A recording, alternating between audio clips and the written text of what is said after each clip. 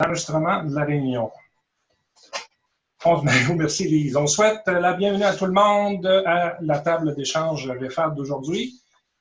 Pour ceux qui ne m'ont jamais vu, je vous souhaite bonne chance. La table d'échange agir sur la motivation et l'engagement des étudiants des pistes d'action, donnée par Mme Karine Desraspes du Cégep de la Gaspésie-des-Îles et qui est également rattachée au FADIO. Mme Desraspes va donner son point de vue sur le thème en une dizaine de minutes et on va vous inviter ensuite à partager votre opinion et vos avis sur le thème en tant que tel. Si vous avez des questions, quoi que ce soit, des commentaires, on vous invite bien entendu à utiliser Clavardage et on vous souligne que le logiciel est quand même facile d'utilisation pour ceux pour qui la première fois vous utilisez Zoom. Vous prenez votre curseur, le descendant en bas pour avoir la configuration du logiciel ou on vous invite à utiliser le clavardage qui est ici. Et on vous invite aussi à utiliser la main, lever la main dans le clavardage lorsque ce sera le temps de prendre la parole au cours de cette table d'échange. On vous rappelle que ça se termine à 13h, heure de l'Est, mais que si le momentum le permet et que Mme Desraspes est volontaire et que vous êtes disponible et que tous les gens autour de la table sont disponibles, on peut continuer sans problème. On remercie l'équipe du CEDAF, dont Lee Chauvineau qui est avec nous pour l'enregistrement vidéo de la réunion. On remercie également Patrimoine Canada et le Secrétariat du Québec aux relations canadiennes pour le financement pour nos ateliers et tables d'échange 2019-2020. Si vous avez des questions, des commentaires, des suggestions, contactez le REFAD après la réunion, on se fera un plaisir de vous répondre. Et pour ceux qui le désirent, je vais inscrire à plusieurs reprises dans le clavardage l'adresse de courrier électronique pour obtenir l'enregistrement vidéo, le document de Mme Desraspes et le clavardage intégral. Alors, je souhaite à tous une excellente table d'échange et je laisse la parole à Michel, l'animateur. Merci beaucoup, Alain. Quelques mots pour vous souhaiter à mon tour la bienvenue à cette première table d'échange d'édition 2019-2020. C'est un très, très grand plaisir de vous accueillir en si grand nombre, 42 participants, si je me fie à ce que je disais à l'écran présentement. Nous sommes là pour partager, discuter, échanger sur le thème d'aujourd'hui que Alain vient de préciser, agir sur la motivation et l'engagement des étudiants, cibler des pistes d'action. C'est un sujet de grand intérêt pour tous. Ça aussi, vous le savez, et le fait que vous soyez là en si grand nombre, si nombreux, montre déjà votre motivation, votre propre motivation à agir positivement sur la réussite éducative et sur l'engagement de nos étudiants. Nos habitués des tables du REFAD le savent déjà, on ne cherche vraiment pas ici à trouver des recettes magiques. On veut juste, tous ensemble, colliger des façons de faire, cibler des pistes d'action, réfléchir et bonifier nos pratiques, chacun dans nos rôles et dans nos milieux, bien sûr. Nous souhaitons donc connaître vos expériences, vos points de vue, vos opinions, vos solutions. Profitez, c'est l'invitation qui vous est lancée, profitez pleinement de l'opportunité qu'offre cette table d'échange en vous impliquant individuellement et collectivement à 42 personnes en ligne. On devrait avoir de la matière aujourd'hui. Alain mentionnait aussi, nouveauté cette année, on l'expérimente tous en ce moment. Nous utilisons maintenant Zoom comme technologie. C'est un avantage certain, je crois, par rapport à l'ancien pont téléphonique. C'est un nouveau moyen techno, certainement plus adapté, que nous allons apprécier ensemble et apprivoiser tous ensemble aussi. Moi, je me sens un petit peu comme la première fois que j'ai ouvert Word, même si j'ai l'expérience avec WebEx ou Adobe Connect. C'est un nouvel environnement. Donc, si on peut s'entraider les uns les autres, ça va être un plus. On a quelques anges gardiens, on l'a mentionné tantôt. Tout ça ajoute, je pense, et c'est peut-être plus important, de la proximité à distance, parce qu'on est un peu partout à travers le pays, ou outre-Atlantique, et c'est comme si on était les uns tout près des autres. Au début de chaque table, il y a toujours une courte présentation pour bien lancer les échanges. C'est bien sûr le cas aujourd'hui encore. Pour dresser la table, on le mentionnait à l'instant, nous avons le très grand plaisir d'accueillir Mme Karine Desraspes. Un mot de présentation et je lui laisse ensuite le micro. J'ai le court mot de présentation ici.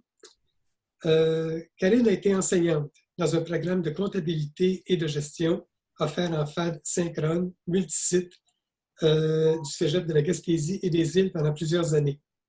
Depuis 4 ans, elle est conseillère pédagogique au campus des Îles, où elle a accompagné, entre autres, de nombreux enseignants en FAD. Depuis quelque temps, elle est à la coordination adjointe du FADIO, l'acronyme pour Formation à distance interordre. FADIO est né d'une entente de collaboration entre de nombreux établissements d'enseignement du Bas-Saint-Laurent, de la Gaspésie et des îles de la Madeleine. Karine nous a préparé une présentation absolument éclairante sur le thème d'aujourd'hui en abordant 3 grands axes sur lesquels il est possible d'agir, il sera possible d'agir. Je lui cède les micros sans plus attendre et avec grand plaisir. Karine, les 10-15 prochaines minutes sont à toi, selon ce dont tu auras besoin, qu'on va pouvoir partager avec tout ce beau monde qu'on a autour de notre grande table aujourd'hui. Merci Michel. Bonjour tout le monde, ça me fait vraiment plaisir d'être avec vous. Je n'ai pas la prétention d'avoir toutes les solutions concernant la motivation et l'engagement des étudiants. Par contre, au travers des expériences justement comme enseignante, comme conseillère pédagogique là, en formation à distance, et on ne l'a pas nommé dans la présentation, mais aussi je suis en ce moment étudiante en formation, dans un programme en formation à distance là, pour de la formation continue en conseil pédagogique. Donc, tout ça m'a amené à faire certaines réflexions que j'avais envie de partager avec vous aujourd'hui. C'est certain que je ne me base pas sur une étude ou une recherche vraiment spécifiquement, mais quand même, toutes les réflexions ont été un peu influencées par le modèle de Viau sur la motivation que vous connaissez. J'en parlerai pas tant spécifiquement dans ma présentation parce qu'on va aller plutôt dans le pratico-pratique, là, mais vous allez voir que si vous ne connaissez pas le modèle de Viau, je vous inviterai à aller le consulter, mais toute l'importance qu'a la perception de valeur du cours que l'étudiant a de la valeur du cours, la contrôlabilité et aussi sa perception de compétence a une influence sur la motivation. Puis on va voir là, qu'on en parle un peu au travers là, des éléments. Donc, ma présentation, dans le fond, est séparée comme en 3 grandes clés, si on peut dire. Ce n'est pas en ordre d'importance nécessairement, mais 3 grandes clés. Et moi, ce que je considère, c'est que les enseignants font partie de la solution, certainement, sur la motivation et l'engagement des étudiants. Il ne faut pas perdre ça de vue. Parfois, on se dit, oui, c'est la motivation intrinsèque, comment ça, les étudiants ne sont pas motivés, mais je pense qu'on peut se poser des questions à ce niveau-là là, pour nous mettre en place certaines actions. Donc, le premier élément, dans le fond, c'est encadrer et structurer les étudiants. Qu'est-ce que j'entends par là? Dans le fond, encadrer, je parle plus d'encadrer les étudiants et structurer, c'est plutôt structurer le cours en tant que tel. À mon avis, ça a une grande importance de clarifier les attentes. Bien souvent, je crois qu'on a l'impression, on prend pour acquis que les étudiants savent. Mais ce qu'il faut considérer, c'est qu'un enseignant, que ça fait par exemple 10 ans qu'il donne le même cours, il peut maîtriser les outils, maîtriser la compétence, maîtriser les consignes, mais ce n'est pas le cas de l'étudiant. Donc, l'étudiant, là, il faut vraiment, vraiment, à mon avis, qu'il sache ce à quoi on s'attend de lui. Autant au niveau de la gestion de classe, de la posture à adopter en classe, comme par exemple si on est dans une classe de formation à distance qui sont loin, on a à leur dire malgré tout, c'est quoi la posture qu'ils ont adoptée. Est-ce qu'on peut même, moi j'ai accompagné des équipes et j'ai même enseigné dans un programme où on a défini un contrat de classe que les étudiants avaient à signer au début. Donc ça voulait dire, mettons, on doit rester la caméra ouverte, on est présent, c'était un cours synchrone, toutes ces règles-là, on les prend pour acquis, mais là, on les avait vraiment spécifiquement mentionnées dans un contrat et l'étudiant savait à quoi s'attendre. Autre chose, les outils à utiliser. Pourquoi on utilise cet outil-là? Comment on l'utilise? Comme par exemple, si c'est une nouvelle plateforme pour l'étudiant, un Zoom ou autre chose, c'est de le sécuriser, lui donner des capsules qui lui expliquent par exemple les outils à utiliser, l'environnement numérique d'apprentissage, on utilise ça dans quelle occasion, etc. Ça, je pense que c'est vraiment, vraiment important. Et autre chose, vraiment concernant le cours, la compétence, de aussi préciser quelle compétence est à développer, quelles consignes ai-je à respecter pour élaborer mon travail, mon examen, quels éléments seront évalués, remettre des grilles d'évaluation, tu seras évalué là-dessus, on va regarder ça, c'est ce à quoi je m'attends. Et même chose pour les échéanciers. des échéanciers le plus détaillés possible, des rappels le plus souvent possible, parce que tout ce que je viens de vous nommer là, ça amène de la présence dans la distance, parce que les étudiants se sentent loin, mais par contre, on pourrait penser qu'ils se sentent loin, mais par contre, ils ont toutes ces informations-là. Alors là, ça vient nous rapprocher. On a l'impression qu'on se rapproche là, des éléments qu'on a besoin de comprendre. Puis, la petite question là, que je me dis qu'on pourrait se poser, c'est un étudiant sécurisé n'est-il pas plus disposé et motivé à apprendre? Parce qu'en fait, ses énergies ne sont plus sur l'appropriation de l'outil à utiliser. Si c'est réglé, là, on se concentre sur les compétences. Si on sait quelles compétences qu'on a à développer, mais là, on est plus, à mon avis, motivé aussi. Puis, je ne sais pas si ça vous est arrivé comme apprenant aussi. Souvent, il faut se mettre dans la peau de l'apprenant. Mais quand on ne sait pas où est-ce qu'on s'en va, on tourne en rang. Puis, souvent, on se démotive, on abandonne, on laisse tomber. Fait que quand on est encadré, quand on sait le cadre dans lequel on a à fonctionner, à évaluer, à évoluer, c'est-à-dire, je crois qu'on est plus disposé et motivé à apprendre. Donc, deuxième clé, c'est dynamiser les cours. Ça aussi, c'est une grande question. Mais dans le fond, tu sais, je pense que l'étudiant d'aujourd'hui, il a besoin d'apprendre ici et maintenant. On est un peu dans la société du loisir. Choisir, c'est renoncer. On peut décider soit de s'amuser ou de participer au cours.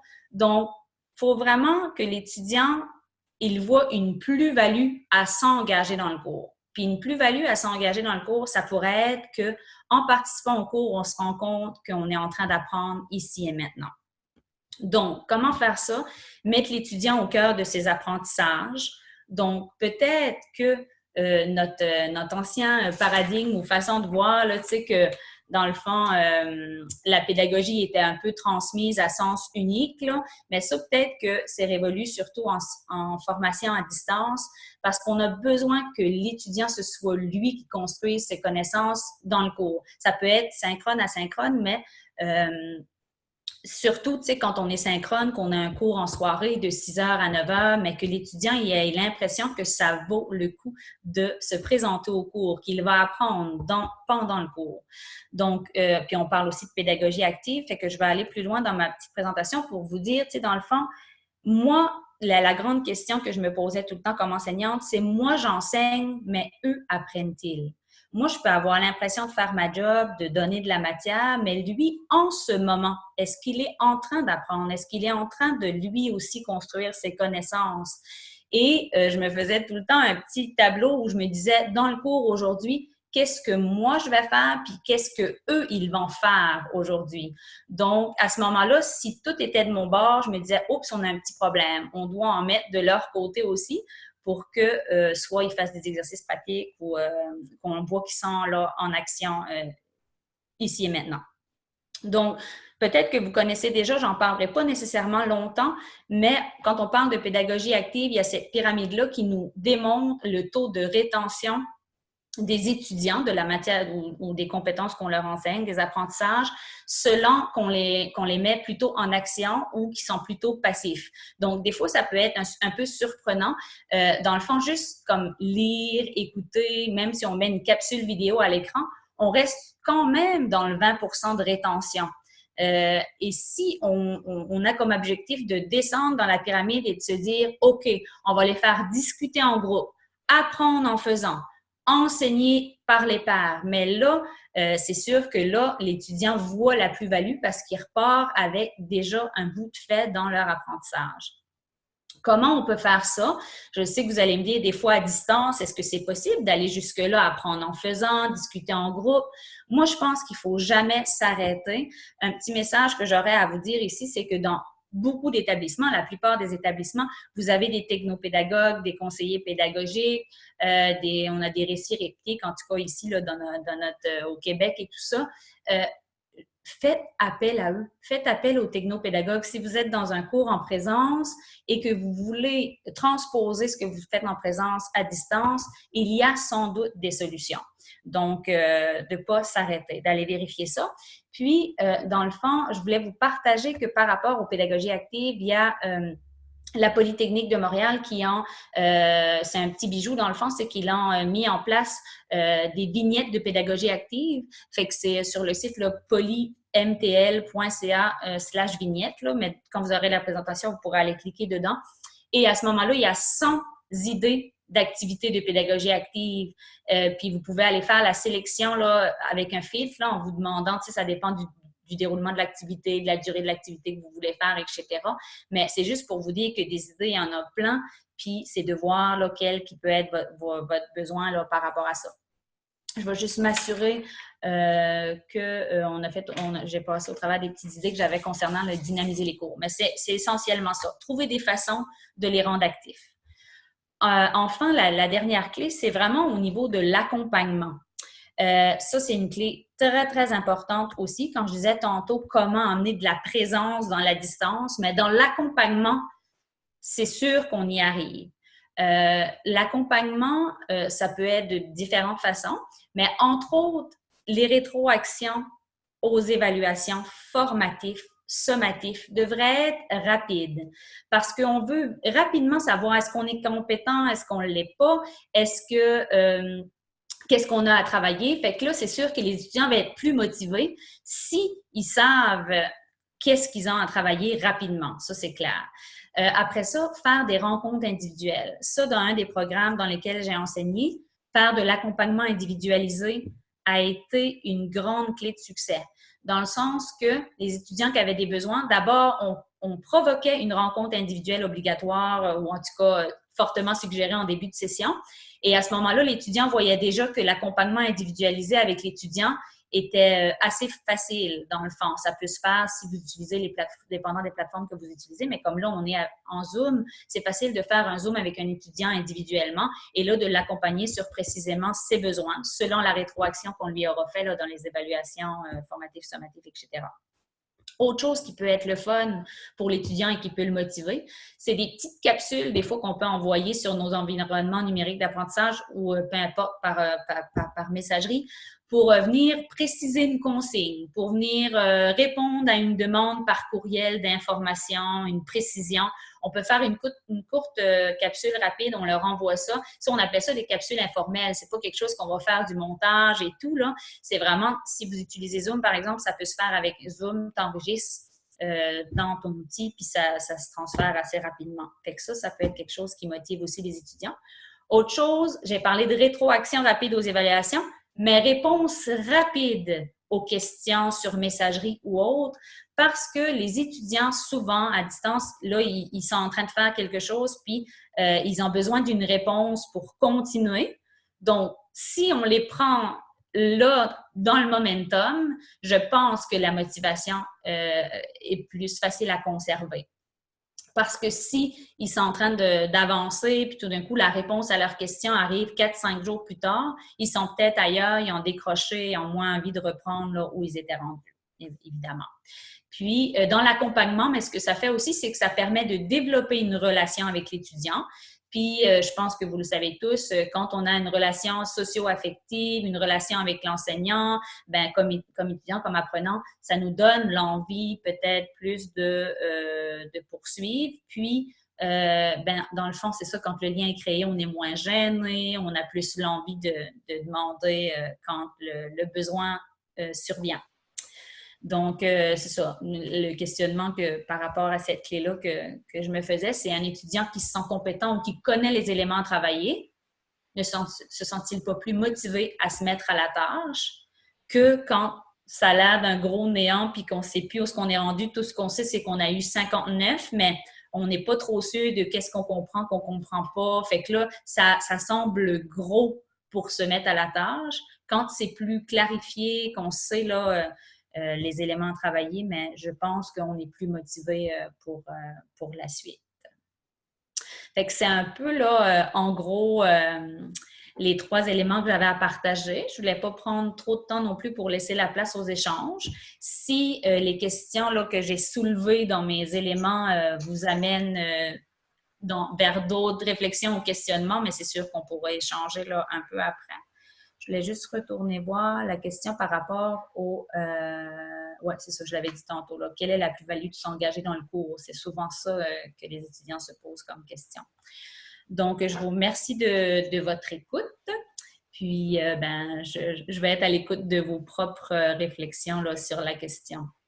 Karine, on a déjà une question de clavardage qui provient de Suzanne Huot du Collège Boréal. Qu'est-ce qu'on entend par rétroaction ou réponse rapide?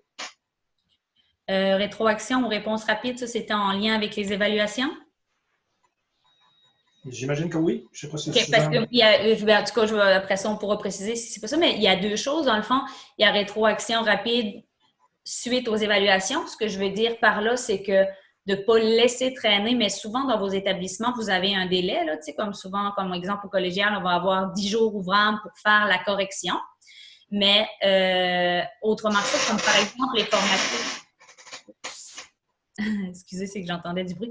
Comme par exemple pour les formatifs, si on fait faire un formatif à l'étudiant en vue de se préparer au sommatif, mais c'est sûr que si la réponse n'est pas rapide, l'étudiant ne peut pas se réajuster pour être prêt au sommatif. Donc, répondre rapide, faire une rétroaction rapide des formatifs, ça veut dire leur donner du feedback de comment ça a été, qu'est-ce qui a été réussi, moins bien réussi, pour après ça le sommatif. Et même chose pour les sommatifs. Si on laisse traîner des rétroactions par rapport au sommatif, mais l'étudiant, il ne sait pas trop où ce qu'il en est, fait qu'il lui manque peut-être de temps pour se préparer au prochain sommatif, là, par exemple. Ça, c'est pour les évaluations. Puis les réponses rapides aux questions, ça, c'est dépendant de chaque enseignant, en fait. Mais, tu sais, moi, je pense qu'il faut le clarifier. Si votre règle, c'est de répondre dans les 24 heures ou mettant pas la fin de semaine, peut-être faut le dire, là. C'est sûr qu'il faut se mettre une limite. Mais autrement que ça, tu sais, si on s'entend de répondre dans les 24 heures, mais ce serait important de le faire puis d'aller voir ces courriels parce que souvent, moi, comme CP et comme enseignante, j'ai vu des découragements d'étudiants qui attendaient des réponses des enseignants puis que ce n'était pas nécessairement leur priorité, donc ils répondaient après 2 jours, 3 jours, mais là, ça démotivait beaucoup les étudiants. Là, ouais. Voilà. Merci, Karine. Tu viens de soulever un point extrêmement important sur le temps d'attente pour chacun des étudiants. Merci aussi pour avoir encapsulé dans cette présentation un paquet de bonnes idées. On va passer aux questions d'un peu tout le monde. Merci, Alain, en passant, de garder un œil sur le clavardage. Je vous invite à faire 2 choses. Dans un tout premier temps, j'aimerais vous entendre si vous avez des questions, des commentaires sur ce qui vient d'être présenté. Il y avait beaucoup d'éléments sur faire sens pour soi, pour chacun des étudiants, chacun des apprenants. Identifier aussi la valeur de s'investir, de s'engager dans une démarche d'apprentissage. Les questions simples, c'est qu'est-ce que je fais là, pourquoi je suis là, pourquoi je vais déployer des énergies. C'est des points qui ont été abordés, mais plusieurs autres aussi. Je ne vais pas revenir, je ne vais pas faire de synthèse là-dessus, mais vous avez très probablement, on est actuellement 44 personnes autour de la table, en allant dans le bas de votre... dans la liste des participants, vous avez une petite main à gauche, main en bleu, qui vous permet de juste lever la main, puis vous allez simplement en bas pour activer votre micro et la vidéo si la chose est possible aussi. Donc, je vous invite à le faire immédiatement pour, dans un premier temps, soit réagir, je vois Nicolas, on va y aller tout de suite, et d'autres qui se suivent, merci, bravo, soit pour réagir ou poser des questions à Karine, et ensuite on ira faire un plus grand tour de table pour voir si dans vos milieux, qu'est-ce qui vous interpelle, qu'est-ce que vous avez comme idée ou comme point de vue sur des pistes d'action pour agir sur la motivation. Donc, je reviens, excuse-moi, la main est partie ici. C'est à moi, c'était Nicolas Germain. OK, Nicolas, voilà, excuse-moi. Nicolas, est-ce que tu pourrais mettre ta caméra, s'il te plaît? Oui, bien sûr, tout à fait. Je vais Merci. la redémarrer. Bonjour tout le monde. Je suis conseiller pédagogique à l'Université Laval. Merci Karine pour la présentation. C'est des excellents conseils, puis il y a beaucoup de choses là-dedans là, qu'on recommande à nos enseignants. Ma question, c'est souvent justement au niveau de la clarification des attentes, de l'accompagnement, de l'encadrement. Moi, des fois, il y a des enseignants, ce qu'ils me disent, c'est oui, je veux les encadrer, oui, je veux les accompagner, mais en même temps, je veux développer leur autonomie. Donc, à un moment donné, il y a comme une ligne à tracer où on dirait que les enseignants ont peur de trop en faire pour les étudiants, trop donner tout cuit dans le bec. Puis je pense qu'en pédagogie universitaire, effectivement, c'est un bon point de se poser la question, qu'est-ce que je dois faire aussi pour développer l'autonomie des étudiants? Donc, je ne sais pas si c'est une clé à ce niveau-là. Est-ce qu'il y a une tension entre la motivation des étudiants, oui, les sécuriser, oui, s'assurer qu'ils sont dans un climat positif et comment dire propice aux apprentissages, mais d'un autre côté, des fois, il y a un petit inconfort qu'il faudrait qu'ils ressentent, puis qu'il faut qu'ils apprennent à ressentir, puis surtout qu'ils apprennent à tolérer. Parce que des fois aussi, c'est ce qu'on se fait dire, c'est que les étudiants tolèrent plus justement, oui, les réponses rapides, mais justement, à un moment donné, rapide, qu'est-ce que rapide? Est-ce que, à un moment donné, la pression sur les enseignants pour toujours être plus rapide, toujours pour donner plus de détails, plus de consignes, plus de précision. On dirait que les étudiants, ce qu'on se fait dire, c'est qu'il y a comme une perception, comme s'ils ne toléraient plus justement ce sentiment-là un peu d'inconnu qui est normal dans la vie en général et surtout quand on est en situation d'apprentissage. Alors, je ne sais pas si tu peux réagir là-dessus. Merci beaucoup. Merci, Nicolas. Oui, ben c'est un très bon point. Puis peut-être qu'il y a d'autres gens dans l'assistance qui pourraient répondre à ça mieux que moi aussi, là. Mais c'est certain, puis c'est vrai, tu sais, dans le fond, moi, je suis au collégial, on parle d'université, c'est une autre marche sur l'autonomie, mais le collégial aussi, c'est une bonne marche sur l'autonomie aussi qu'il faut faire par rapport au secondaire. Puis c'est vrai que c'est une question qu'on soulève aussi. Par contre, c'est ça, moi, je pense qu'on peut trouver un équilibre. Tu sais, moi, je pense que de remettre de bien définir la compétence, de bien définir les consignes, de bien définir la grille de correction, ce sur quoi il sera évalué. Moi, je pense que ça n'enlève pas l'autonomie. Au contraire, ils vont comme aller voir ce à quoi on s'attend. Là, par contre, mettons peut-être à l'université, puis au collégial aussi, mais de voir comment on les aide à s'apprivoiser les plateformes, puis ces trucs-là, c'est peut-être là où est-ce qu'on peut laisser l'autonomie, justement, on peut leur laisser ce côté-là, puis dire, on peut répondre à certaines questions, là. Mais c'est sûr que j'ai pas vraiment de réponse parce qu'on est tout le temps à se poser la question entre l'encadrement et l'autonomie, effectivement. Je suis bien d'accord. Mais je pense que c'est peut-être de le définir, justement. Si on dit on vous répond à vos questions dans 48 heures, mais c'est clair, au moins ils savent, puis de respecter ce sur quoi on s'entend peut-être, là.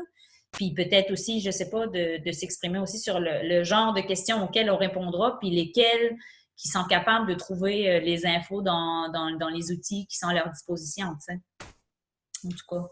Ce que je comprends, c'est que la communication en amont est sûrement la clé là-dedans pour définir ce qui peut être offert, dans quel délai, dans quelle nature. Faire connaître à l'étudiant que oui, on peut être là pour faire telle ou telle action dans tel ou tel temps. Une fois que ça s'est établi, puis ça dépend des contextes aussi de chacun, du nombre d'étudiants.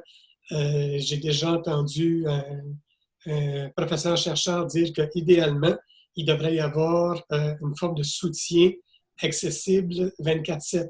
C'est pas possible dans la vraie vie. Ça demanderait un déploiement d'énergie extraordinaire, mais l'idée, c'est de se rapprocher le plus possible pour dire on va t'offrir le soutien dont tu as besoin au moment où tu en as besoin, dans un environnement le plus réaliste possible. Et le plus réaliste, ça peut être parfois, selon les contextes, en 24 heures ou quelque chose comme ça.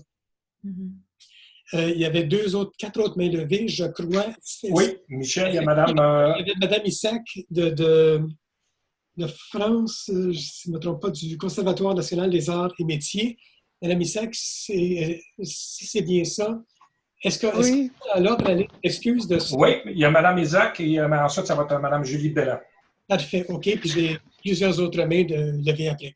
OK, Madame Isaac, si votre micro est ouvert, Oui, oui, oui. Allez-y. Bon, c'était pour rajouter un peu. Alors moi, je suis enseignante au CNAM, hein, Conservatoire national des arts et métiers, en FOD depuis quelques années, et j'enseigne la veille stratégique à des étudiants qui sont en licence L3, en troisième année de licence.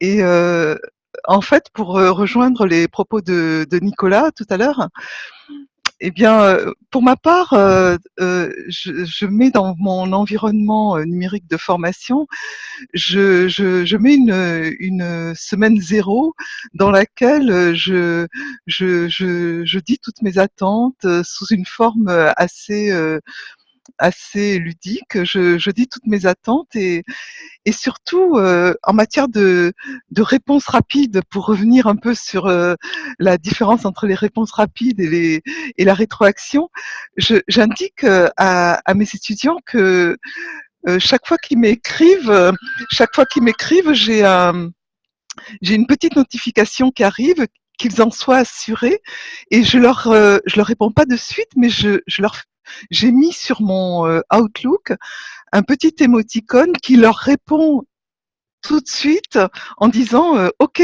j'ai bien pris en compte votre question.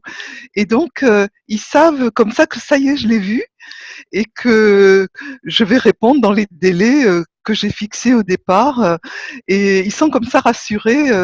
Et je les encourage aussi à avoir la notification de mes mails sur en mobilité, hein, sur leur appareil, leur smartphone, de manière aussi à se dire ah ben ça y est, elle a répondu. Voilà. Il y a un élément extrêmement rassurant dans ce que vous présentez. Merci de cette piste-là. Karine, si tu as tout au long des interventions, si tu as quelques commentaires à faire, tu ne te gênes pas pour... on fait ça, on est en famille autour d'une grande table qui fait le tour du monde quasiment, mais on est tout près les uns des autres, donc si tu as à commenter ou à ajouter, tu le fais. Avant de passer à une autre personne, je vais garder ma caméra finalement. Avant de passer à une autre personne, il y avait une question dans le clavardage de la part de Carole Leroy de l'Université de Saint-Boniface. Est-ce que l'autonomie, Karine, joue contre ou pour la motivation? Karine, tu pourrais commenter? Oui, mais encore là, il y a peut-être aussi quelqu'un d'autre qui voudra rajouter là-dessus. Moi, dans le fond, l'autonomie, je me dis, c'est sûr que quand on a, justement, tantôt je parlais un petit peu du modèle de bio, mais c'est sûr que quand on contrôle les choses, ça devrait motiver aussi. Fait que oui, moi, je pense que l'autonomie, ça peut jouer pour la motivation. Par contre, il faut être dans un environnement relativement encadrant. Parce que moi, je pense que l'autonomie ne va pas sans... Tu sais, ça ne veut pas dire que parce qu'on est autonome, qu'on n'a pas un environnement qui nous encadre là-dedans. Moi, je pense que si, au partir du moment où j'ai tous les outils, comme j'ai nommé tantôt, que je comprends c'est quoi la compétence à développer, si je comprends ce sur quoi je serai évaluée, pour moi, ça, c'est de l'encadrement. Bien, après ça, j'ai des choix à faire dans tout ça, je suis autonome dans certains éléments. Moi, je pense que oui, ça favorise l'autonomie. Et je me permettrais juste d'ajouter un tout petit commentaire. L'autonomie, c'est aussi d'aller chercher les bonnes ressources, le bon soutien, l'aide appropriée au moment où on en a besoin. C'est pas d'être seul et de fonctionner en vase clos. Il y a une différence, là. Le fait de savoir qu'il y a des ressources, savoir qu'il y a de l'aide, c'était déjà un gros plus.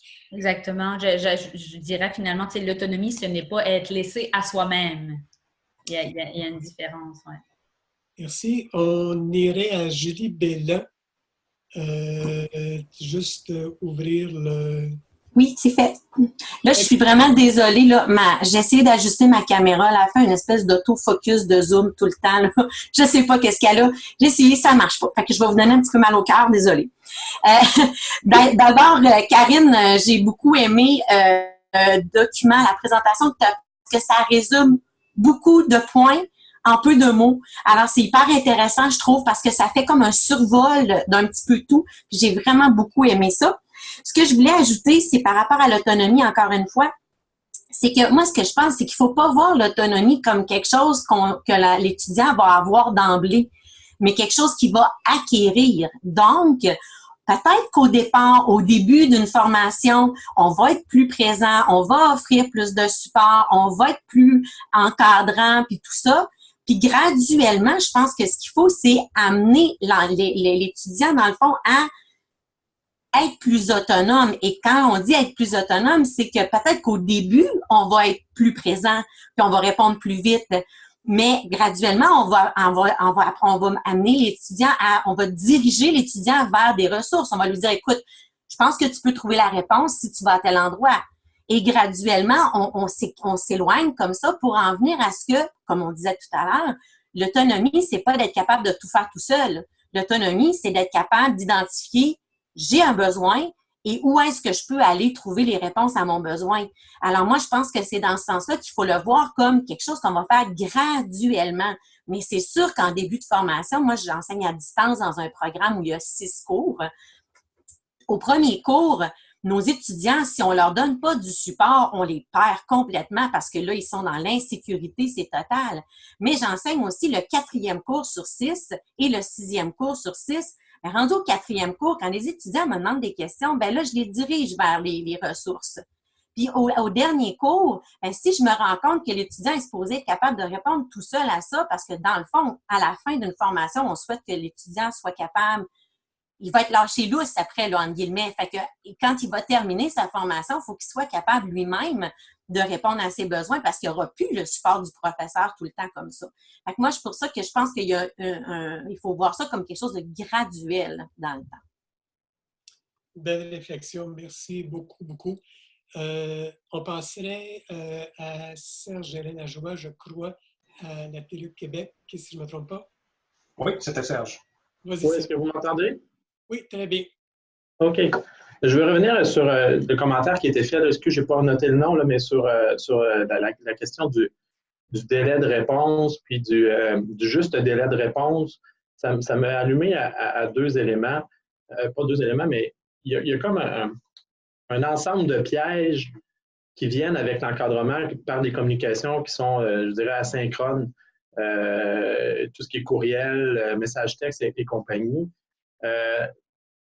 Puis dans le fait de répondre rapidement. La première, on l'oublie souvent, c'est la question de, dans une réponse rapide ou très, très rapide, que ce soit par courriel, que ce soit par message texte ou à la limite que l'étudiant nous appelle, il y a toute la réaction émotive qui peut venir de l'étudiant par rapport à la question de l'étudiant. Puis là, des fois, c'est un piège pour les personnes qui encadrent parce qu'on embarque émotionnellement. Aussi, ça fait 2-3 réponses qu'on fait dans la même dernière demi-heure. On devient un petit peu tanné de cet étudiant ou cette étudiante-là. Il y a un premier piège qui est la réaction émotionnelle. Puis le temps si on prend le temps de réfléchir, on a un certain temps entre le moment où on regarde la question puis on répond à la question, ça nous protège nous-mêmes ça nous protège nous-mêmes, dans le fond, de nos réactions. Ensuite de ça, il y a une question de surcharge, toujours dans l'optique de se protéger soi-même quand on encadre. C'est que si on est omniprésent, on a le don d'ubiquité, puis qu'on répond 24/7, ça crée des attentes auprès des étudiants. Puis les étudiants, bien, il m'a répondu hier soir, mon prof, fait que je peux écrire n'importe quand, il va me répondre n'importe quand, puis il regarde ses courriels tout le temps. Puis si par malheur, on est occupé à faire autre chose, ce qui ne devrait pas arriver parce qu'on encadre à distance, on se ramasse dans le piège où la personne elle dit, bien là, il ne nous a pas répondu, ça amène une réaction émotionnelle du côté de l'étudiant aussi. Puis, pour nous, ça devient une surcharge à la longue de répondre constamment, là, étant 24/7. Fait que c'est un autre piège qui est là aussi, c'est le piège des attentes et de la surcharge de la part des étudiants. Et même des fois, il y en a qui ont dit, ben, moi, je vais donner mon numéro de cellulaire, il pourra me texter ou n'importe quoi. J'ai déjà vu des cas comme ça, mais là, on se rapproche il y a une espèce de lien de personnalisation. C'est un autre piège, c'est-à-dire que la personne pense que parce que tu as ton numéro de cellulaire, qu'elle peut t'appeler n'importe quand, puis qu'elle peut te texter n'importe quand, puis que tu vas avoir une réponse rapide. Puis les gens deviennent familiers, l'étudiant devient familier avec l'enseignant, fait que c'est un autre piège qu'on a aussi. Puis, il y a aussi la question qu'il y a des étudiants qui, si on ne les confronte pas ou si on ne les met pas dans une situation où ils doivent attendre ou qu'ils doivent réfléchir à leur questionnement, ils ne développent pas leur autonomie de 1, puis de 2, vous avez sûrement déjà vu ça aussi, les étudiants qui nous posent des questions, puis les questions, c'est les réponses. Les réponses sont dans leurs questions, c'est directement sur le site web ou dans le matériel de cours, puis ils s'attendent que, je comprends pas, je pose la question tout de suite au prof, puis si le prof me répond tout de suite, mais dans le fond, je vais peut-être donner la réponse, j'ai fait le travail à sa place, le prof répond à la place d'étudiant, fait le travail à sa place, puis l'étudiant, il dit, toutes les fois que j'ai un embûche, là, je vais appeler le prof, puis je vais le faire tout de suite, puis il va me répondre, puis il a l'impression que son travail d'étudiant, c'est de poser la question puis de avoir la bonne réponse du prof. Je ne sais pas si vous comprenez ce que je veux dire. C'est comme des pièges dans lesquels on a dans la notion de réponse rapide. Il y a des façons de s'en sortir. Puis c'est ce que j'ai oublié le nom tantôt, c'est Adeline qui l'a dit. C'est ça, Adeline. Tant que c'est clair au départ. Si la personne dit je vais répondre du lundi au vendredi en dedans de 24 heures, c'est déjà quelque chose. Si la personne dit je vais répondre, c'est clair que je vais répondre les lundis, mercredis, vendredis, comme des périodes de disponibilité en classe qui seraient de 9h à 11h, si c'est clair auprès des étudiants, puis c'est dit aux étudiants dès le départ, ça clarifie puis ça crée les attentes qui ne peuvent pas être j'ai écrit samedi matin, comment ça qu'il ne m'a pas répondu dimanche? Si sa prochaine période de disponibilité, c'est lundi, ça sera lundi. Donc, on peut être stratégique dans quel moment on met les périodes de disponibilité, mais ça, c'est des façons de se protéger soi-même puis de nous aider à se structurer et à organiser notre temps là, comme personne qui encadre des étudiants aussi, parce qu'on n'est pas présent tout le temps. Puis malgré qu'on met on peut mettre ces balises-là, ça peut être tentant de répondre le dimanche matin en pantoufle devant son ordinateur, mais c'est comme se faire...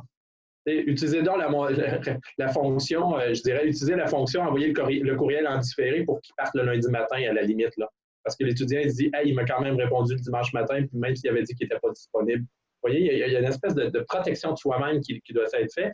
Il y a un temps de travail, un temps de réflexion aux étudiants. Il y a un autre élément que je pense qu'il faut considérer aussi, c'est quand on retourne la réponse, il faut faire attention à ne pas donner la bonne réponse nécessairement, peut-être plutôt outiller vers d'autres choses comme qui pourrait être une foire aux questions, référer directement au matériel, re-questionner la question de l'étudiant. Toutes ces démarches-là l'amènent à se retourner vers lui-même pour s'outiller. Qu'est-ce que je peux faire pour comprendre, puis c'est gratifiant quand on trouve la réponse soi-même. Là. Alors que si on se la donne, on se la fait donner, c'est plus facile, mais on ne force pas l'étudiant à être actif dans ses apprentissages, comme on dit là aussi. Fait qu'il y a un autre piège qui est là dans la façon de ce qu'on répond, puis de poursuivre et de retourner l'étudiant retourner l'étudiant à ses devoirs, quitte à lui pister vers où aller, quitte à lui donner les outils pour être capable d'avancer.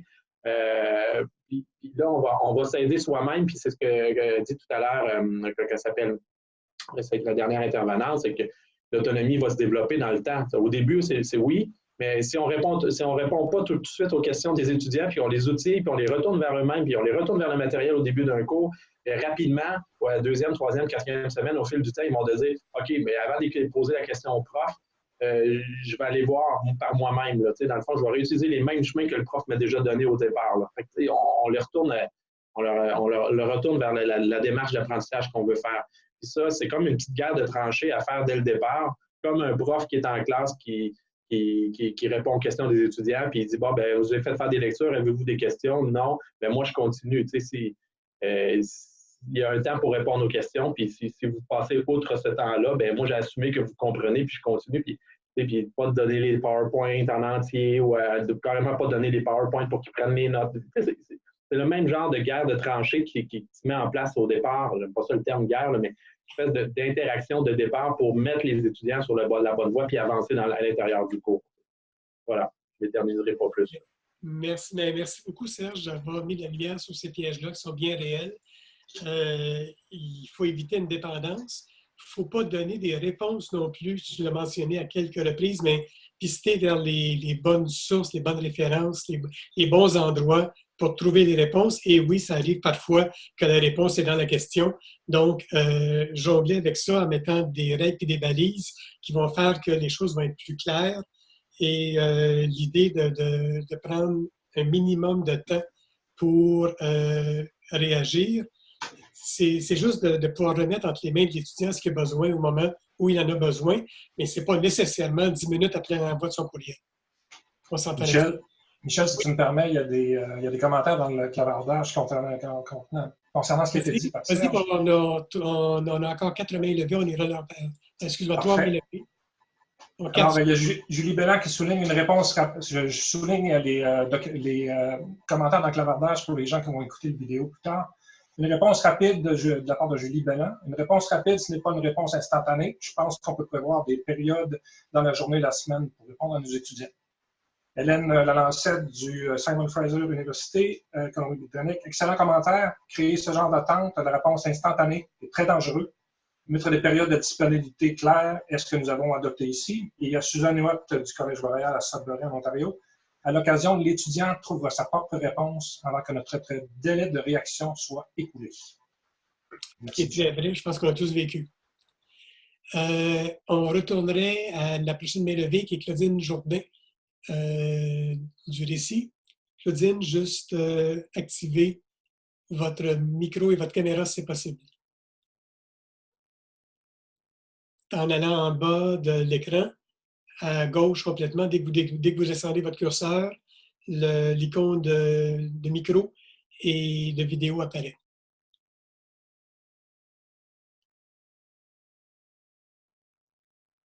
Bonjour. Bonjour. Beaucoup de belles choses qui se disent présentement et qui font référence à tellement de choses que l'on vit en formation à distance depuis des années. La rétroaction, moi, je ferais une distance entre répondre et rétroagir. La rétroaction, c'est quelque chose qui, pour moi, est partie prenante d'une réflexion sur les types de rétroaction qu'on a apportés et les composantes qui sont associées à la rétroaction. J'ai déjà eu un accompagnement de par le séminaire automnal à la QFGA où on nous avait présenté un outil, une grille de classification de la rétroaction que je trouve très à propos, où on distingue la rétroaction en 3 types. La rétroaction de base, informative et d'accompagnement. Et à travers cette grille-là, on va, pour chacun des types, aller définir la composante cognitive, métacognitive, affective et méthodologique. Donc, on peut avoir à rétroagir avec nos élèves à travers un grillage qui va m'amener à donner une réponse rapide ou non, selon l'outil qu'on va utiliser. Donc, la rétroaction de base va souvent servir à informer rapidement un élève et c'est ce qui est souhaitable le plus souvent avec les élèves qui sont plus à l'aise avec le cheminement en formation à distance, qui ont moins la dimension affective à prendre en charge. Lorsqu'on rentre dans la partie justement où l'affect est à considérer, ben on va arriver souvent dans de l'accompagnement et on va demander un peu plus de temps. On va peut-être exiger la caméra ouverte.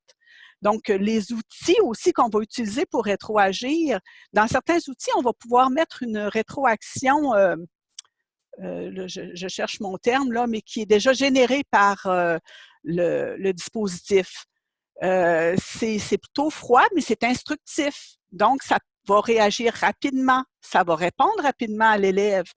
Mais pour certains élèves et pour certaines dimensions, on va chercher un autre moyen et l'humain va pouvoir prendre en charge ce que l'appareil ne peut pas prendre en charge. Donc, dans les dernières années, je constate qu'on a énormément de moyens d'encadrer, d'accompagner, de rétroagir. Et souvent, on veut que ça se fasse très, très rapidement parce que les outils sont là, ils existent, ils nous permettent de le faire 24/7. Par contre, je pense que la partie d'accompagnement des enseignants en formation à distance, c'est de ne jamais oublier l'humain qui est derrière avec sa fragilité, avec son besoin d'être accompagné. Et là, à nous, comme technopédagogues, d'amener les bons outils aux bons endroits selon le grillage de la rétroaction. Et pour agir sur la motivation, ces pistes-là sont gagnantes, je le crois. Si, Claudine, vous avez accès encore à cette grille et qu'elle est partageable, vous pourriez l'envoyer par courriel à sympathico.ca. Donc, on pourrait, avec le matériel qui va être partagé après la rencontre d'aujourd'hui, la rendre disponible si vous le souhaitez. Là, c'est une demande bien informelle que je vous fais, mais si la chose est possible, je pense que ce serait apprécié. Un gros merci. Je vous ai placé dans le clavardage le lien vers l'ensemble de l'accompagnement, donc qui nous a été généreusement partagé. La grille se trouve à l'intérieur. Vous allez avoir des activités même que vous allez pouvoir réaliser avec des enseignants pour pouvoir les outiller. Génial. Voyez-vous, je n'avais pas ramassé ce lien techno qui était pourtant déjà fait. Un gros merci. Ça me fait plaisir. On irait maintenant, le temps avance vite, mais c'est fort intéressant ce qui se passe autour de cette table ici ce midi. Daniel Dubé du CAFLO, si vous voulez, oui, effectivement, je vois que votre caméra et votre micro sont activés. Si vous voulez prendre la parole, s'il vous plaît. Oui, bonjour. Alors, Daniel Dubé, moi, je suis à North Bay en Ontario et je fais partie du consortium d'apprentissage virtuel de langue française de l'Ontario. On offre des cours en ligne aux élèves du secondaire français en Ontario. Puis nous, on a quelques stratégies justement pour engager et maintenir l'engagement des élèves dans les cours en ligne. Une des citations que j'aime beaucoup utiliser en formation à distance, c'est le fait que l'enseignant ne soit pas là pour l'élève. C'est une bonne chose. Il peut se sentir indépendant, mais c'est aussi la pire chose. Donc, on essaie toujours de garder le contact avec l'élève. Puis au début d'un cours, puis moi, je vois ça à n'importe quel niveau. J'ai même enseigné au niveau collégial en Ontario. Mais c'était extrêmement important de forcer l'élève à communiquer avec vous. Pas nécessairement l'inverse, nous communiquer avec lui, mais lui communiquer avec nous, parce que ça lui indique que les lignes sont ouvertes, qu'il peut communiquer avec nous et qu'il peut avoir accès à nos réponses, à notre expertise, s'il a besoin de l'aide ou mieux comprendre la matière. Donc, ça crée justement ce lien de confiance avec l'élève qui, Madame, juste auparavant, parlait beaucoup de ne pas oublier l'humain derrière le cours. Ben, je pense que ça va des deux côtés. C'est bon de montrer à l'élève qu'il y a un humain derrière le cours à l'autre bout aussi, qui va l'écouter, qui va être là pour toujours l'accompagner dans son cours. Dans tout ce qu'on fait aussi au niveau de la rétroaction, parce qu'on en parle beaucoup, nous, au niveau de la rétroaction, plusieurs de nos enseignants utilisent la rétroaction audio ou vidéo. Ça fait beaucoup moins sec comme rétroaction. Puis l'élève a plus l'impression qu'on lui parle, qu'on lui dit à quelque part qu'est-ce qu'il doit améliorer, qu'est-ce qu'il a bien fait aussi dans sa tâche, comment il pourrait améliorer les tâches qu'il a complétées pour pouvoir par la suite remettre une tâche peut-être plus appréciable, plus acceptable ou meilleure pour lui. On utilise aussi des outils qui nous permettent de faire du partage d'écran en audio ou en vidéo. En mathématiques, par exemple, c'est très, très utile parce que les enseignants peuvent faire de la démonstration. Tu fais une évaluation, une correction d'une tâche, puis tu démontres à l'élève que tu es en mesure de changer la façon de fonctionner ou d'améliorer la résolution de problèmes en lui faisant des démonstrations. Donc, c'est vraiment de créer ce contact-là puis de garder aussi le contact humain. Une des stratégies, en dernier lieu, c'est une des stratégies que moi j'utilisais beaucoup. C'était un message hebdomadaire vidéo que je faisais parvenir aux élèves pour leur dire, leur rappeler qu'est-ce qui était à faire dans la semaine, de leur donner des conseils sur certaines tâches à accomplir ou sur certains éléments du cours qui s'en venaient. Toujours en se rappelant, par exemple, la période des bulletins ou la période d'une fin de semestre qui s'en vient et la remise de tâches. Donc, le contact visuel et audio, là, ça engage beaucoup plus l'élève. Je pense que ça a tendance à le motiver aussi. Merci beaucoup. Il y a des éléments technologiques là-dedans qui arrivent sur le tapis, qui viennent agir positivement sur la motivation. Et je retiens aussi de votre commentaire du début le fait d'inviter l'étudiant à appeler, le fait qu'il sache qu'il y a un humain de l'autre côté de l'écran, au bout du téléphone, accessible selon des règles ou des moments particuliers. Ça peut être fort intéressant. Alain, je vois que tu as tes yeux de quelqu'un qui a quelque chose à dire sur le chat? Non, je me suis seulement gratté et je suis apparu à l'écran. OK, mais tu es apparu avec tellement de... OK. Mais je voulais peut-être... Oui. Une personne en ligne, un commentaire dans le clavardage. Ça vient de Mme Nathalie Collin des Dugénie. Je considère que notre rôle est de développer l'autonomie des apprenants, car dans le peut ultimement amener ces individus à développer des compétences. Il est impératif qu'ils développent leur autonomie. Merci bien. On n'est pas loin de la fin normale, mais il reste 3 mains levées. J'aimerais faire le tour si possible. On comprendrait ceux qui doivent quitter pour des engagements parce que officiellement la rencontre doit se terminer à 13h, mais ça vaudrait au moins la peine de pouvoir aller chercher les 3 mains levées qui sont là, si on le peut. Michel, on continue. Comme on a souligné au début, on continue avec les gens qui sont disponibles sans aucun problème. Excellent. Gaëtan Gabriel, juste activez votre micro, s'il vous plaît. Bonjour. Moi, j'ai travaillé pendant un certain nombre d'années dans l'enseignement secondaire et puis dans l'enseignement supérieur et également à l'université pour des futurs enseignants.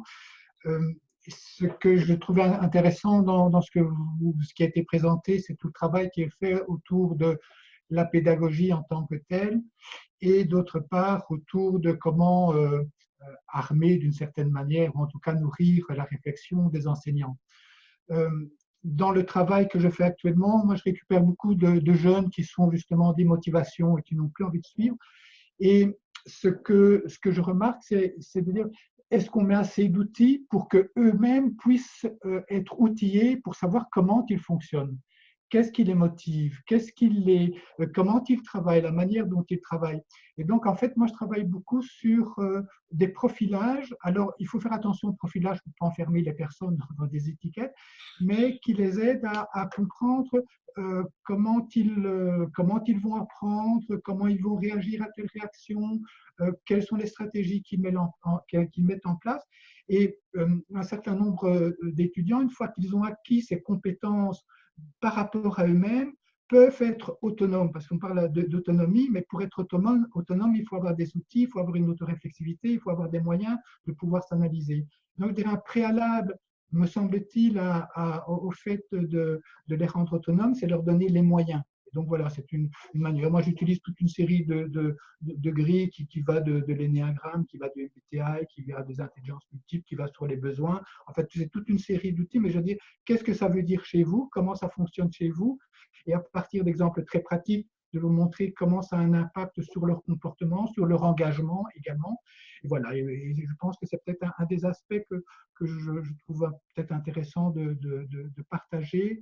Et donc, pas uniquement, parce que je trouve qu'on met parfois fort la pression sur le dispositif et sur l'enseignant.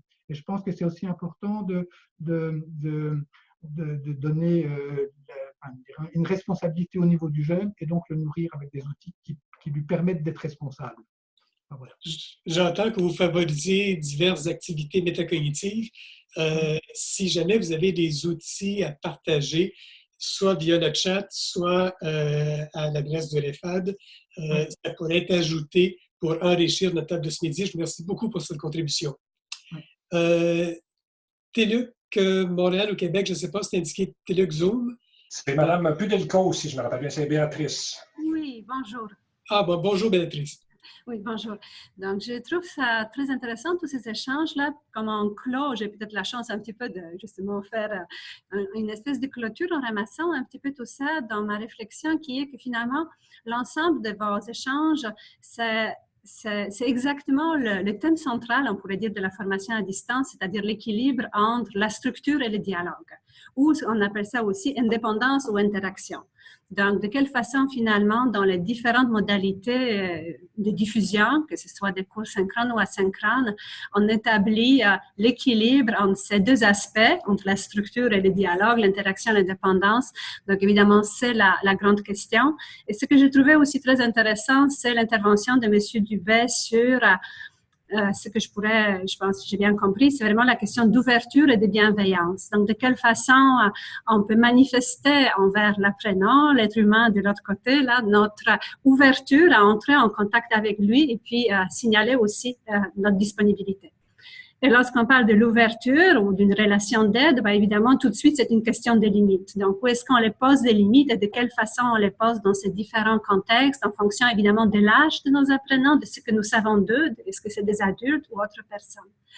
Donc, ce que j'aimerais partager avec vous de façon très concrète, c'est la réflexion qui est issue d'un travail de groupe de personnes tutrices expérimentées sur un référentiel de compétences en encadrement à distance. C'était spécifiquement à la TELUC, donc dans le cadre des cours asynchrones qui sont suivis majoritairement par les adultes. Donc, pour ces personnes tutrices très expérimentées, engagées dans leur pratique, qui ont réfléchi depuis des années à la situation, donc une des compétences a été formulée ainsi: soutenir la motivation de l'étudiant à apprendre, persévérer et réussir dans les contextes de la formation à distance. Et donc, quels sont les éléments de cette compétence, donc selon ces personnes tutrices? Il y en a 8. Stimuler l'intérêt de l'étudiant envers la matière du cours, communiquer une vision positive de l'adulte qui poursuit des études universitaires, valoriser l'effort fourni par l'étudiant pour intégrer les connaissances transmises dans le cours, rassurer l'étudiant sur sa capacité de réussir les cours, fournir une rétroaction constructive et rapide à l'étudiant qui soumet un travail noté, au besoin, conseiller l'étudiant sur la mise à niveau des connaissances et des compétences nécessaires pour améliorer ses chances de réussite, et au besoin, conseiller l'étudiant sur son choix de cours en fonction de ses projets et de ses intérêts professionnels. Donc, je pense qu'il y a comme un ensemble aussi d'éléments qui reprennent ce que vous avez dit.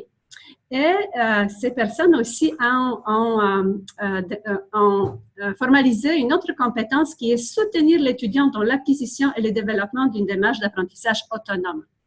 Donc, pour cela, qu'est-ce qu'elles ont décrit comme élément de compétence? Donc, sensibiliser l'étudiant à l'importance d'une démarche d'apprentissage autonome, aider l'étudiant à exprimer tout au long de sa démarche d'éventuelles difficultés d'apprentissage, aider l'étudiant à s'approprier les visées pédagogiques du cours, la démarche d'apprentissage et les modalités d'évaluation, responsabiliser l'étudiant quant à sa gestion des travaux en regard des échéances du cours et de ses contraintes personnelles, proposer à l'étudiant des moyens et des stratégies d'organisation et de gestion de son temps d'études, et aider l'étudiant à acquérir et utiliser les stratégies d'études permettant d'apprendre à apprendre.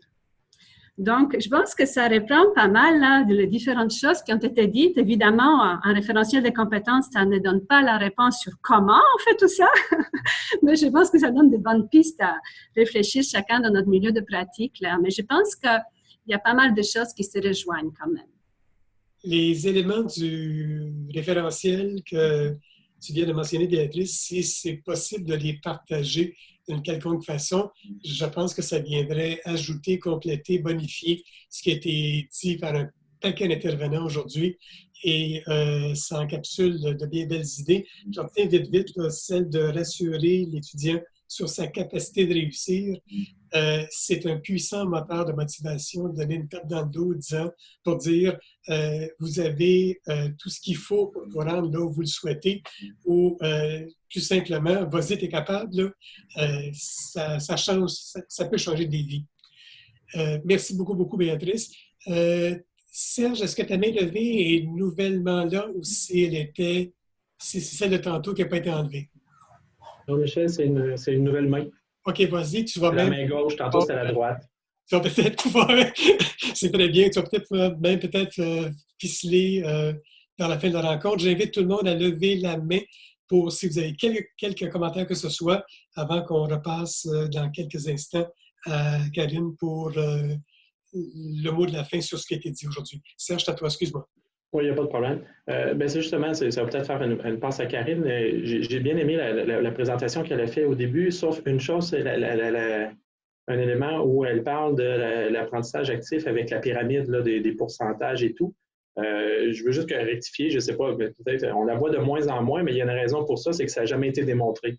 Ça n'a jamais été. Tous les gens qui utilisent cette pyramide-là font référence aux travaux de Dale, mais Dale n'a jamais fait de test sur cette façon de faire-là. Donc, les chiffres sont purement hypothétiques. C'est un des cas de fausseté pédagogique qui circulent dans les sphères. Mais bon, l'idée est intéressante, est attrayante parce qu'elle donne du sens à certaines intuitions que nous avons tous, mais Mais au-delà de ça, ça n'a jamais été démontré. Fait que c'est un petit peu peut-être à éviter de propager. Ou à la limite, de propager en disant que ça n'a jamais été démontré. Là, mais voilà, c'est juste un commentaire que je pense que vaut la peine d'être fait. Merci pour la précision. On est tous pour l'apprentissage dans l'action, mais les chiffres, effectivement, t'amènent un point que je ne connaissais pas, mais qui est à partager autour de cette table-ci. Je pense que ça vaut la peine. Est-ce que je fais le tour du... Michel, il y avait un commentaire de Maria qui était la TELUC, l'Université TELUC. Il y a une question plutôt, c'est pour Karine et pour les autres, bien entendu. Comment aider les étudiants qui procrastinent ou qui remettent leurs travaux très en retard pour bénéficier d'une rétroaction? Karine, je te laisse répondre à ça. Oui. Dans le fond, comment aider les étudiants qui procrastinent ou qui remettent leurs travaux très en retard? Tout dépendant, parce que nous, dans le fond, dans nos programmes, c'est qu'en fait, il y a un délai de remise, là, puis après le délai de remise, on a un pourcentage des pénalités, en fait. Donc, il n'y a comme pas tant de possibilités de les remettre très en retard. Fait que là, je ne saurais pas quoi répondre nécessairement à cette question-là pour remettre très en retard, mais par contre, parce qu'ils sont pénalisés au niveau de la note.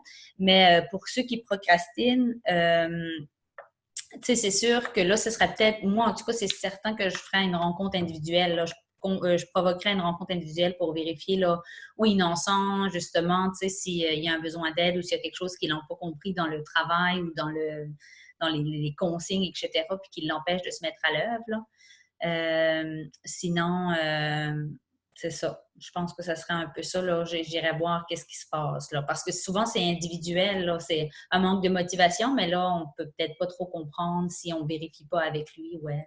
Ouais. Puis c'est sa responsabilité, effectivement, comme quelqu'un vient d'écrire dans le chat. Là.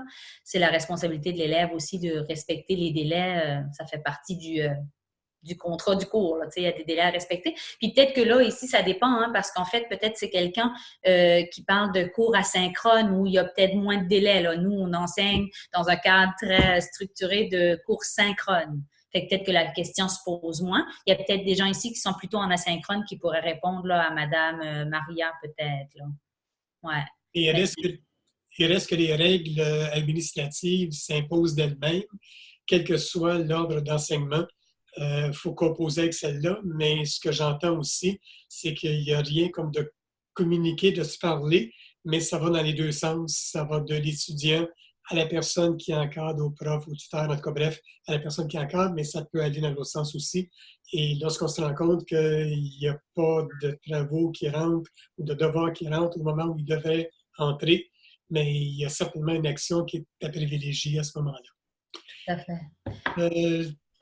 Alain, je ne sais pas si tu as d'autres choses. Je laisserai le mot de la fin avant de passer à toi, à Karine, mais puis je vois vite sur... non, je pense qu'il y a uniquement des commentaires. S'agir de Daniel Dubé du Cavelfo, s'agir de responsabilité de l'élève aussi. L'élève de la rétroaction, il y a des paramètres à suivre.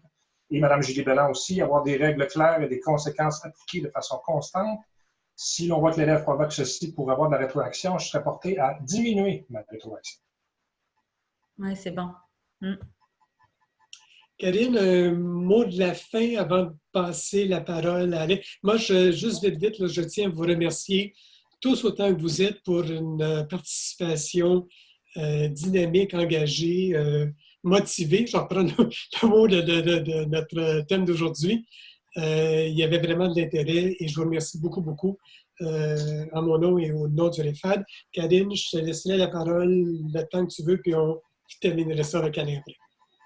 Oui, dans le fond, j'ai trouvé les échanges vraiment fort intéressants. Là, c'est le fun, d'avoir des fois une vision, puis moi, c'est la mienne et tout ça, puis de pouvoir recevoir d'échanger. Là, j'ai trouvé que c'était vraiment riche en échange, en super bonnes idées, en mise en garde aussi, au niveau de la rétroaction, qu'est-ce qui est rapide.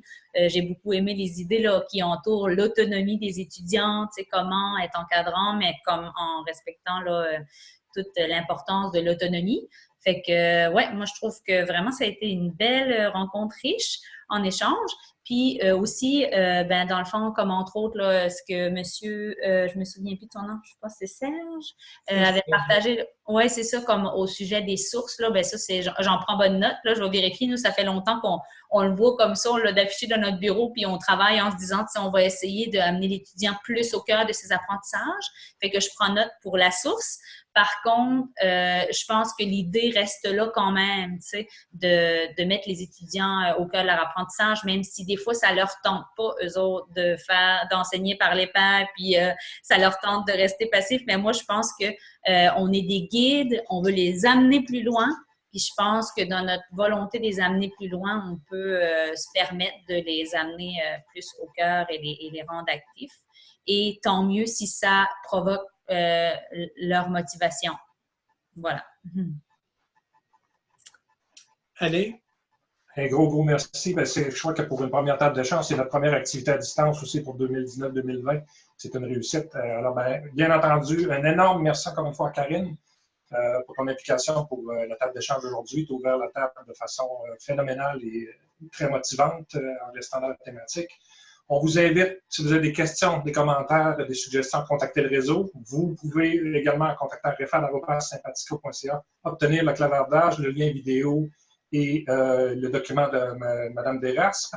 On vous invite aussi à visiter notre site, le refad.ca. Vous allez trouver nos prochaines activités, nos ateliers à distance, et la prochaine table d'échange va avoir lieu le 14 novembre sur la réalité virtuelle avec Sophie Caliès de Brégnac. On remercie les gens qui ont été avec nous. On a eu quand même jusqu'à 44 participants, ce qui veut dire au moins 55-60 personnes, incluant les personnes ressources dans des salles communes.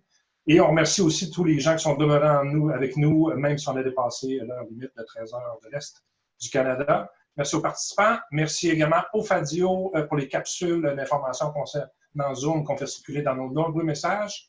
Et bien, je souhaite à tous une bonne fin de journée. Vous n'hésitez pas à nous contacter. Vous avez des questions, des suggestions, des commentaires. Au revoir tout le monde.